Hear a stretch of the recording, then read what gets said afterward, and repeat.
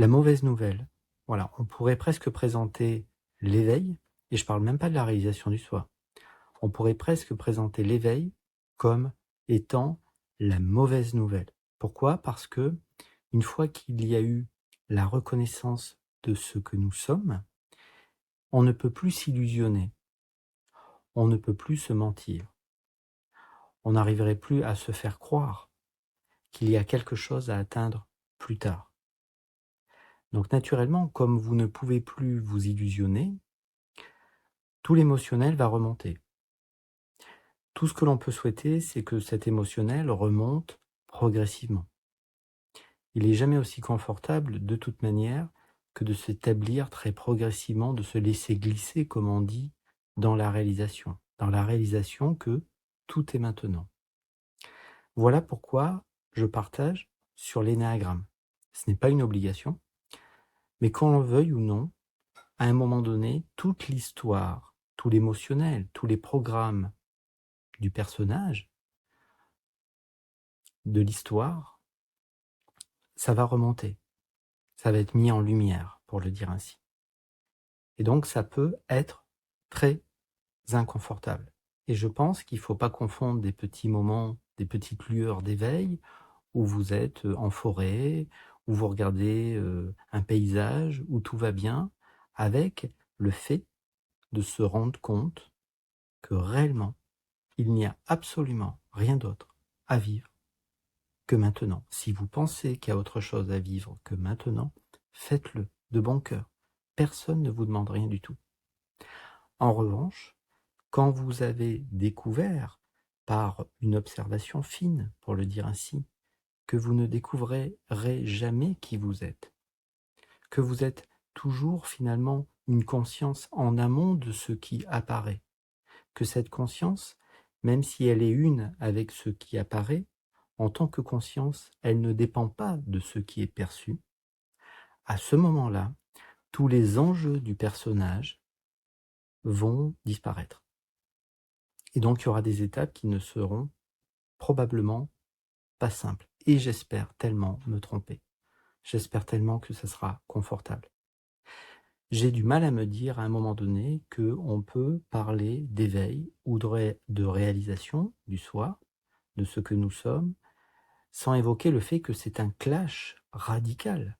C'est-à-dire qu'on pense pendant un certain nombre d'années que l'on sait qui on est, ce que l'on est, peut-être même qu'on a une mission de vie ou autre, et il y a cet instant qu'on peut appeler l'éveil ou la réalisation, et qui, et j'en suis bien désolé, n'a rien à voir avec de la spiritualité, c'est un travail d'observation en conscience. Il n'y a rien de plus terre à terre que de réaliser ce que nous sommes. C'est une démarche terre à terre. Ça ne relève pas de la croyance, ça relève d'une observation terre à terre.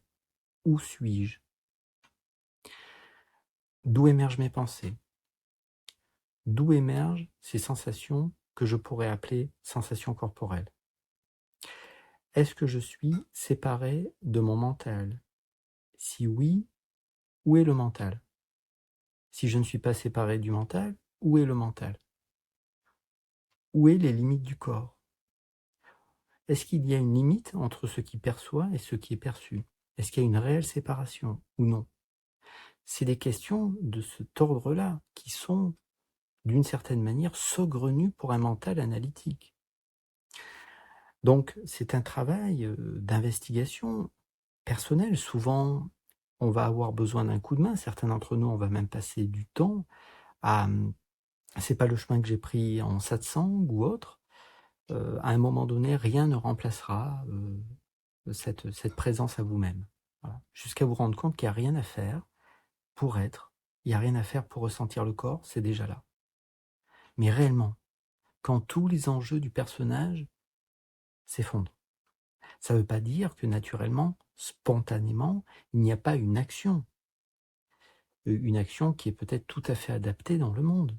Ça ne veut pas dire que vous ne vous levez plus le matin, ça ne veut pas dire que vous n'allez plus au travail si vous avez un travail. Ça veut dire que vous savez que ce que vous êtes ne dépend pas de cette action-là. Cet instant n'est pas simple. Et voilà pourquoi je partage sur l'énéagramme. Et voilà pourquoi je pense qu'il est bon de ne pas sous-estimer ce qu'on pourrait appeler la rencontre sensorielle, la rencontre émotionnelle. Oui, bien sûr, il n'y a pas de recette. Néanmoins, goûtez simplement ce qui se joue ici, qu'on le veuille ou non, à un moment donné, ça va se manifester. On peut essayer de camoufler nos peurs, nos colères, nos angoisses. Ça va remonter. D'autant plus si on commence à parler d'éveil ou de réalisation du soi. Tant qu'on pense qu'on est un petit personnage dans le monde, malheureusement, tout va bien. Quand vous savez que c'est plus le cas, c'est pas confortable. Ça peut ne pas être confortable. Soit c'est un clash radical, soit il y a eu un choc traumatique. Je sais malheureusement ce que c'est. Enfin, en même temps, à un moment donné, après, vous portez plus ça, donc c'est plus un problème en soi. C'est l'expression du soi, de toute manière. C'est-à-dire, à un moment donné, il n'y a plus de résistance. C'est-à-dire, quand vous avez plus de résistance, il n'y a plus d'enjeu, il n'y a plus de résistance. Mais c'est pas simple. Hein. C'est pas forcément simple à vivre. Et donc, je pense qu'il ne faut pas non plus sous-estimer le fait que, eh bien, notre partie mentale, analytique, à un moment donné, même si on est tout à fait conscient qu'elle ne trouvera jamais la réponse, puisqu'elle est totalement perdue quand on commence à aborder des sujets comme l'éveil ou la réalisation, eh bien oui, à un moment donné, il faut qu'elle soit respectée elle aussi. C'est-à-dire, quand on parle d'éveil, ce n'est pas un rejet. Vous ne rejetez rien du tout. Et vous ne rejetez certainement pas cette partie mentale qui a besoin de comprendre les choses, qui a besoin peut-être de mettre des mots sur des choses qui sont vécues, qui sont ressenties. Qu'est-ce qui se passe? Pourquoi je vis ça? Pourquoi je le vis plus? Qu'est-ce qui a changé? Et finalement, l'énéagramme va expliquer un peu ça. Alors bien sûr, ça reste du mental. Bien sûr, l'énéagramme ne vous amènera pas à la réalisation. Mais par contre, que de remise en question, que de pensée, de mental qui va apparaître à partir du moment où vous conscientisez, non pas parce que vous croyez X ou Y, mais parce que vous avez vraiment fait cette reconnaissance que vous ne savez pas où vous êtes. Vous pouvez ressentir très profondément le corps, ça crée de la paix. Voilà, de la paix, une forme de fluidité, de légèreté aussi, ça peut rire, c'est vraiment cool. Vous pouvez ressentir le corps, mais quand on parle d'éveil, on est conscient qu'on ne sait pas où on est. C'est impensable, inconcevable, ça peut être absolument terrifiant pour le mental.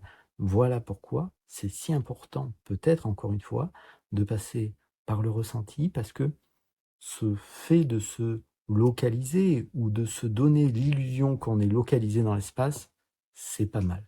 Après, effectivement, à un moment donné, on n'a plus besoin de cette idée, est-ce que je suis localisé ou pas, puisque ce que vous ressentez, c'est du silence. Ce que vous êtes, ce que vous ressentez, c'est silence.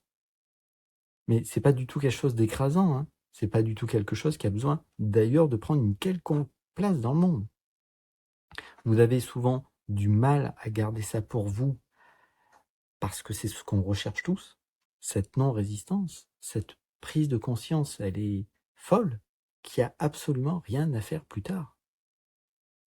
Que c'est game over, c'est maintenant, il n'y a rien d'autre que maintenant.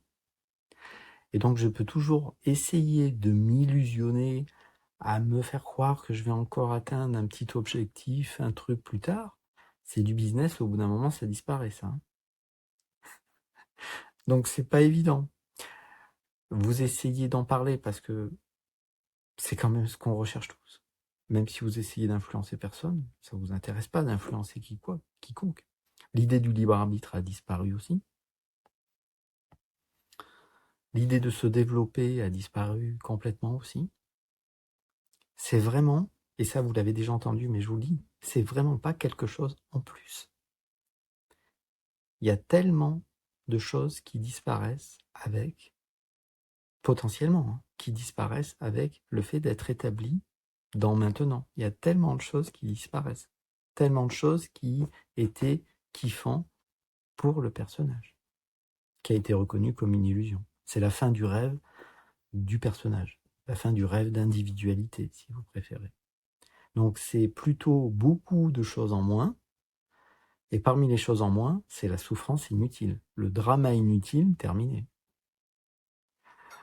Donc là, forcément, à ce moment-là, vous devenez progressivement une forme de baume pour l'environnement. Vous êtes une forme d'apaisement pour l'environnement, si l'environnement vous supporte encore. Parce que vous prenez tellement plus aucune place que cette non-prise de place du personnage, de l'ego qui veut défendre un truc, vous prenez tellement pas de place que cette non-place que vous prenez, qu'on peut appeler présence, elle peut être envahissante pour l'ego de l'autre.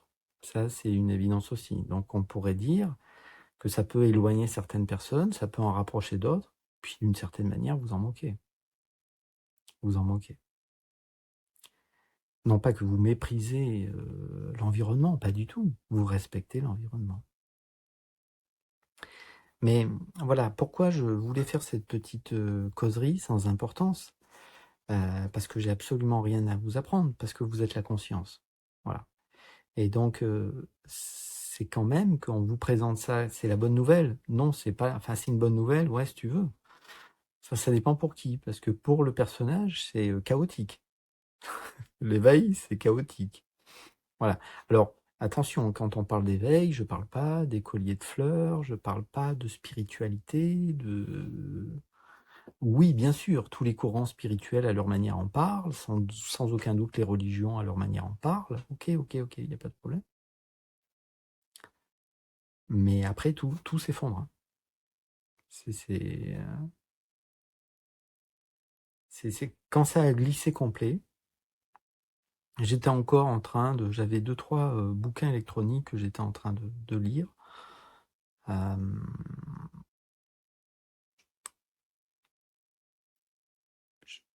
Je peux pas les finir en fait. J'essaye d'en lire une page de temps en temps. C'est des sages que vous connaissez. Hein. On va pas citer les noms, vous les connaissez. Mais quand ça a glissé totalement, vous voyez que tout est le soi. C'est-à-dire, il n'y